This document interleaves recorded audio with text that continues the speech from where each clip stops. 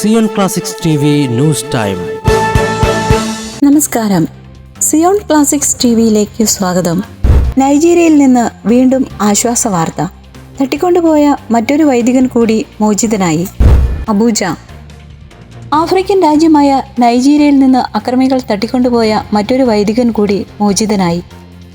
May 21 Nigerian സംസ്ഥാനമായ അദമാവയിൽ നിന്ന് തട്ടിക്കൊണ്ടുപോയ ഫാദർ ഒലിവർ ബൂബ എന്ന വൈദികനാണ് മോചിതനായിരിക്കുന്നത്. ഫാദർ ബൂബ ശുശ്രൂഷ ചെയ്യുന്ന യോളയിലെ ബിഷപ്പ് സ്റ്റീഫൻ ഡാമി മാംസയാണ് മോചന വാർത്ത പുറം ലോകത്തെ അറിയിച്ചത്. തട്ടിക്കൊണ്ടുപോയവർ മെയ് 30 പുലർച്ചെ വൈദികനെ വിട്ടയക്കുകയായിരുന്നുവെന്ന് ബിഷപ്പ് മാധ്യമങ്ങളോട് പറഞ്ഞു.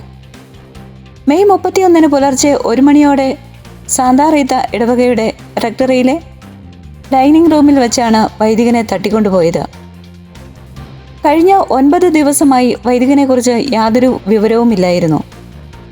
വെല്ലുവിളി നിറഞ്ഞതും പ്രയാസവുമായ സമയങ്ങളിൽ യോള രൂപതയിലെ വൈദികരുടെയും സാധാരണക്കാരുടെയും പ്രാർത്ഥനയും ഐക്യദാർഢ്യത്തിനും നന്ദി പറയുന്നുവെന്നും ബിഷപ്പ് പറഞ്ഞു. ഇക്കഴിഞ്ഞ മെയ് 15 തട്ടിക്കൊണ്ടുപോയ ഫാദർ ബേസിൽ ഗബ്സുവോ എന്ന വൈദികൻ അടുത്തിടെ മോചിതനായിരുന്നു.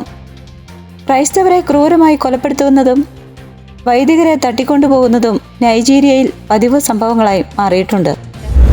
കൂടുതൽ ക്രിസ്തീയ വാർത്തകൾക്കായി ഈ ചാനൽ മറക്കാതെ സബ്സ്ക്രൈബ് ചെയ്യുക.